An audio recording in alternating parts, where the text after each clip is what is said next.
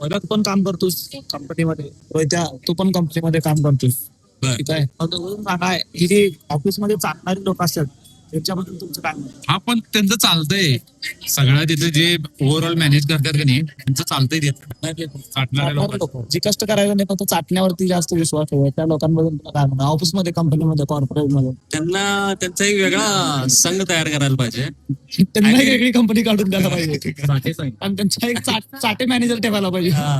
ते सगळ्यांची मला वाटतं चाटे संघ असं नाव द्यायला हवं. मला वाटतं की सगळ्यांचं त्यांचा एक नसबंदी करावा असं वाटतं. जिबोची हा, म्हणजे पुढं तसली सलतान जन्मालाच येते. मला वाटतं की यांना बघून वाटतं की राजीव गांधी कुठं तर अजून जरा दिवस जगायला पाहिजे होतं. काय करायला पण आता जो माझा मॅनेजर आहे पण असं कोण आहे तसं मला वाटत नाही. माझ्या आता करंट कंपनीमध्ये एक नंबर मॅनेजर आहे. सगळ्यांनी सेम. हे तर कव्हर करायची गोष्ट बोललोय. म्हटल्यावर माणूस बोलतोय आपण. भाई घाबरायचं नाही, लक्षात ठेवून घ्या. माणसाला मरायला 3 मिनिट लागतात.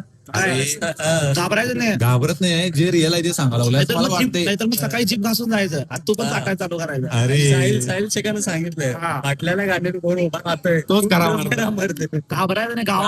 गावाकडे जायचं, शेती करायचं, पणात कामाला जायचं, काय बायकांचा भांगलायला जायचं, पण चाटायचं नाही.